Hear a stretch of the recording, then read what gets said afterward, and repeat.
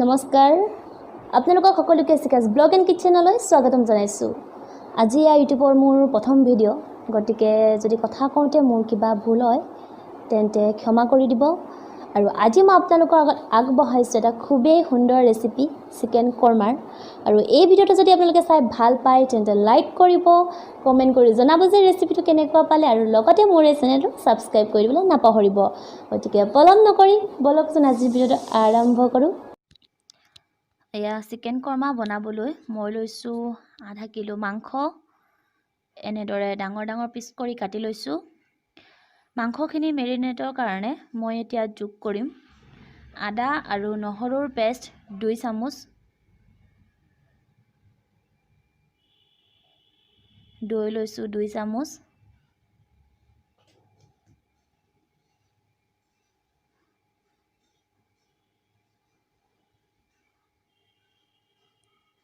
ৰঙা জলকীয়া গুড়া 1 চামুচ। ইয়াত মই কাশ্মীৰী মিৰ্চটোহে ব্যৱহাৰ কৰিছোঁ। নিমখ লৈছোঁ অকণমান,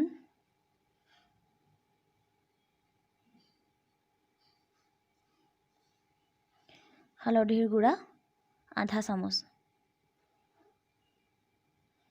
এতিয়া মই মাংসখিনি ভালদৰে মিহলাই ল'ম যাতে গোটেই মাংসখিনিত মছলাটো ভালদৰে লাগে।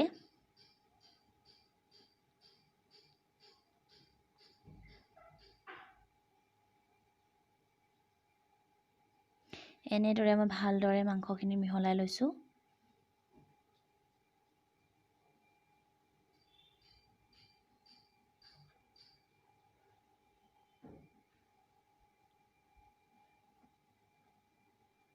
গোটেই মাংসখিনিত মোৰ ভালদৰে মছলা লাগি গ'ল। এতিয়া মই মাংসখিনি মেৰিনেটৰ কাৰণে 1 ঘণ্টা সময় ফ্ৰিজত ভালদৰে ঢাকন দি ৰাখি থ'ম। মাংসখিনি মেৰিনেট হোৱালৈকে মই পিঁয়াজখিনি ফ্ৰাই কৰি ল'ম। এয়া ৰিফাইন দিছোঁ 1 কাপ। আপোনালোকে ৰিফাইনে ব্যৱহাৰ কৰিব।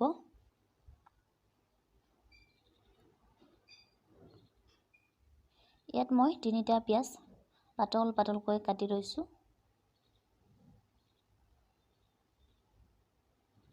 আৰু পেষ্ট বনাবৰ কাৰণে 20টা আলমণ্ড তিয়াই ৰাখিছোঁ।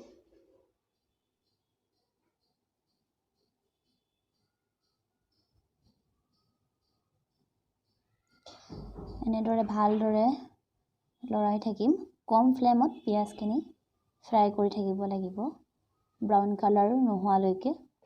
এয়া পিঁয়াজখিনি সুন্দৰকৈ ব্ৰাউন কালাৰ হৈ গ'ল। এতিয়া মই উলিয়াই ৰাখিম। পিঁয়াজ ফ্ৰাই কৰি বাকী থকা ৰিফাইনখিনিতে মই এতিয়া এড কৰিম 1 কাপ ঘি। আধা কেজিৰ মাংসৰ বাবে মই 1 কাপ ঘি লৈছোঁ।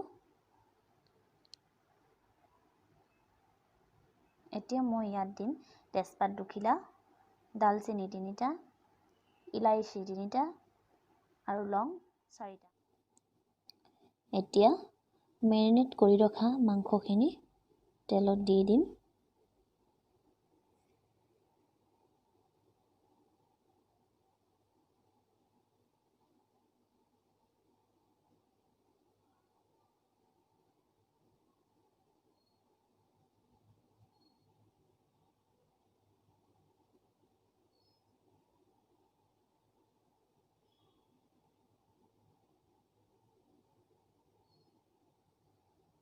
খুব সুন্দৰ কালাৰ এটা হৈছে মাংসখিনি। এনেদৰে মই লাহে লাহেকৈ লৰাই থাকিম মাজে মাজে। মাংসখিনি এতিয়া কম ফ্লেমত 15 মিনিটমান সময় সিজাই থাকিব লাগিব। চাওঁ মাংসটো কি হৈছে। এয়া মাংসৰ এটা ধুনীয়া কালাৰ উঠিছে। মাজে মাজে এনেদৰে 2-3 বাৰ লৰাই থাকিব আৰু গেছটো কম ফ্লেমতে ৰাখিব লাগিব। মই এতিয়া আকৌ ঢাকন দি ৰাখি থ'ম। মাংসখিনি সিজি আছে। এতিয়া মই তিয়াই থোৱা আলমণ্ডকেইটা আৰু ফ্ৰাই কৰি ৰখা পিঁয়াজখিনি পেষ্ট কৰি ল'ম। মই পিঁয়াজখিনি আগতীয়াকৈ পেষ্ট কৰি ৰখা নাই, কিয়নো আগতীয়াকৈ পেষ্ট কৰি ৰাখিলে কালাৰটো অলপ কলা নিচিনা হৈ যায়, গতিকে মই এয়া দিবৰ সময়ত পেষ্ট। এয়া মোৰ পিঁয়াজ আৰু আলমণ্ডৰ পেষ্ট ৰেডি হৈ গ'ল। এতিয়া মই পেষ্টখিনি মাংসত দি দিম।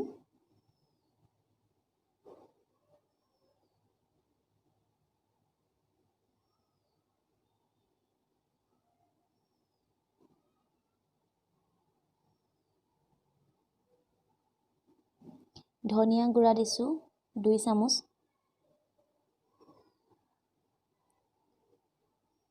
জিৰা গুড়া 1 চামুচ, এয়া দৈ দিছোঁ অকণমান, কিয়নো দৈ মই মেৰিনেট কৰোঁতে দিয়া আছে।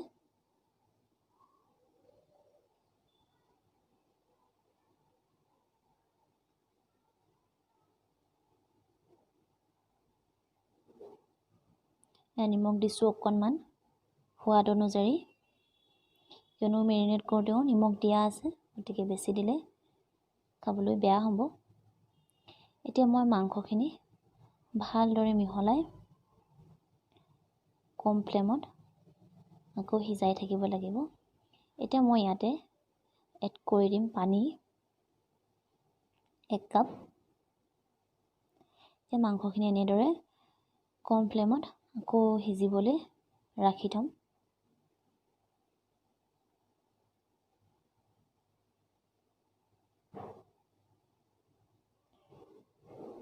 মাংসখিনি সিজি থাকক 10 মিনিট সময়, মই আকৌ এয়া ঢাকন মাৰি ৰাখি থৈছোঁ। চাওঁ মাংসখিনি কি হৈছে।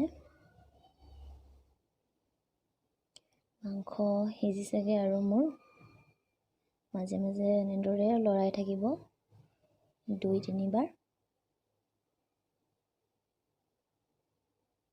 খুব ধুনীয়া কালাৰ হৈছে।